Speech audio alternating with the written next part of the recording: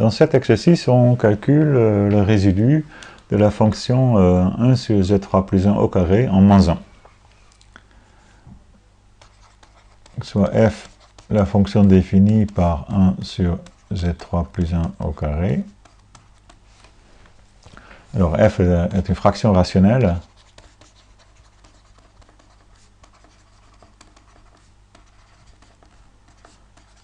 Donc méromorphe. C'est donc une fonction avec des singularités isolées. Chaque singularité est un pôle. En fait, pour une fraction rationnelle, un nombre fini de pôles. Et en fait, ici, on va voir que moins 1 est un pôle. En fait, moins 1 est une racine de z3 plus 1.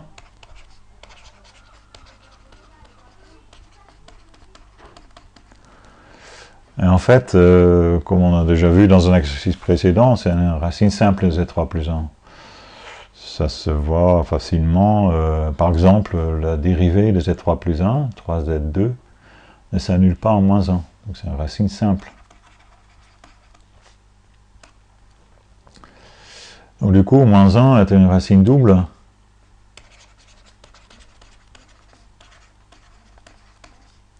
Du carré de z3 plus 1. Et comme le numérateur de f ne s'annule pas en moins 1, évidemment, on voit que f a un pôle double, c'est d'ordre 2, en moins 1. Donc pour la série de Laurent, la série de Laurent est de la forme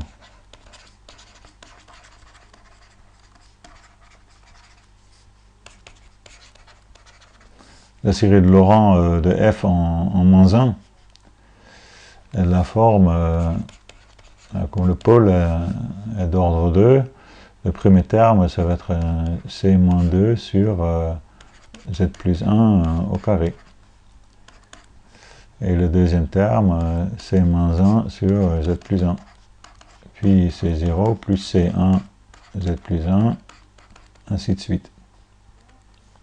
Au voisinage de moins 1. Donc le résidu de f en moins 1, c'est le coefficient c-1. Donc ici, on a un pôle double, donc là, il ne suffit pas de multiplier f par z plus 1 et après évaluer en moins 1, parce qu'on voit bien que f de z multiplié par z plus 1 n'est pas holomorphe en moins 1. Le terme c-2 sur z plus 1 nous embête. Donc ici, la méthode générale, c'est de faire la chose suivante. Je vais chasser le dénominateur, donc je vais multiplier f par z plus 1 au carré. Donc je pose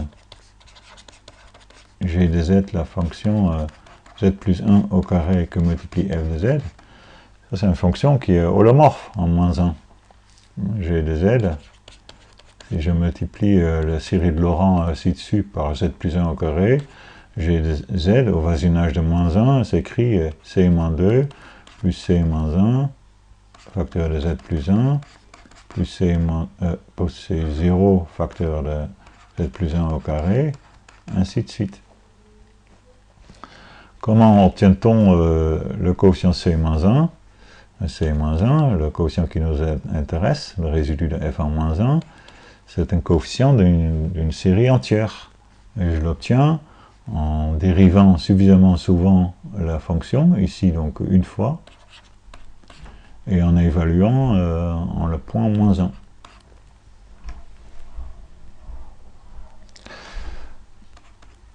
Or g c'est z plus 1 au carré, et f c'est 1 sur z cube plus 1 au carré. Donc c'est cette fonction-là que je dois dériver, et puis évaluer en moins 1.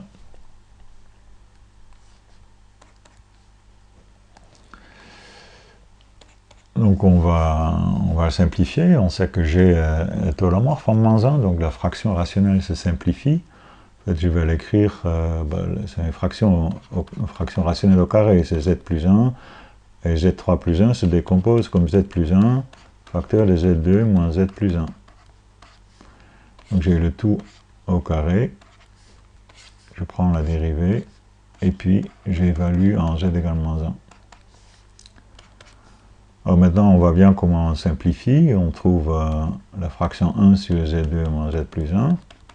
Le facteur Z plus 1 s'en va du dénominateur et du numérateur au carré, dont je prends la dérivée et que j'évalue en Z égale moins 1. Donc pour dériver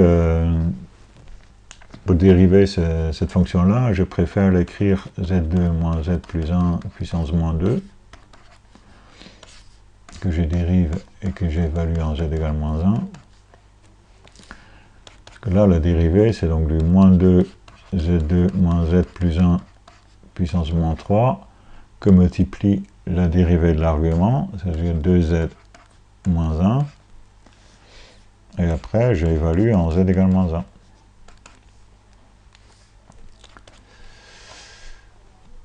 Voilà, donc maintenant je peux évaluer en moins 1, j'ai lu moins 2, que multiplie, donc moins 1 au carré, moins 1 plus 1, ça fait 3, 3 puissance moins 3, que multiplie moins 2, moins 1, ça fait moins 3. Donc au total, moins 1 fois moins 1, ça fait 1, 3 moins 3 fois 3, ça fait 3 puissance moins 3 fois 3, ça fait 3 puissance moins 2, donc au total, je vais avoir 2 neuvièmes. Et donc le résidu de f en moins 1, 2 neuvièmes. Bon, ça c'est la méthode générale. Évidemment, on ne peut pas s'en empêcher de remarquer que f est en fait le carré d'une fraction rationnelle. Donc il y a une autre méthode ad hoc.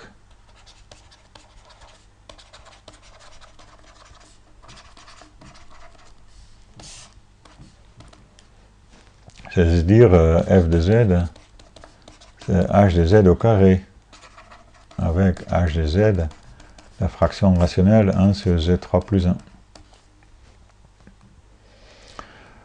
Donc, je vais écrire la série de Laurent, ou un petit bout de la série de Laurent qui est nécessaire pour calculer le résidu de f. Donc, comme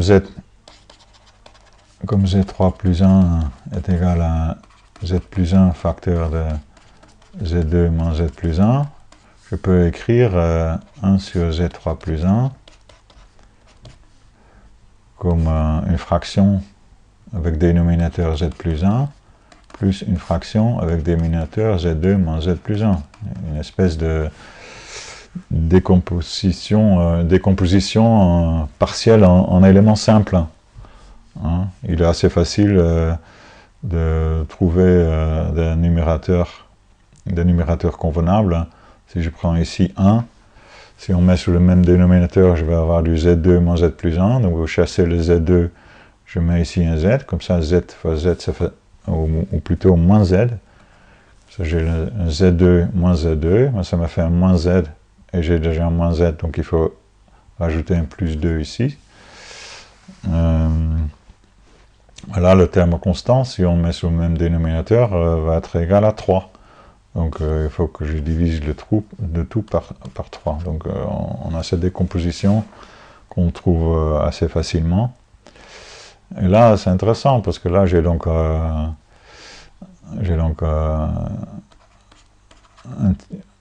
bout de série de Laurent de h. Ça, c'est la fonction h. C'est un tiers sur z plus 1. Et le deuxième terme ici est holomorphe en moins 1. Donc son terme constant, dans son développement en série, le terme constant, je peux le calculer, c'est un tiers.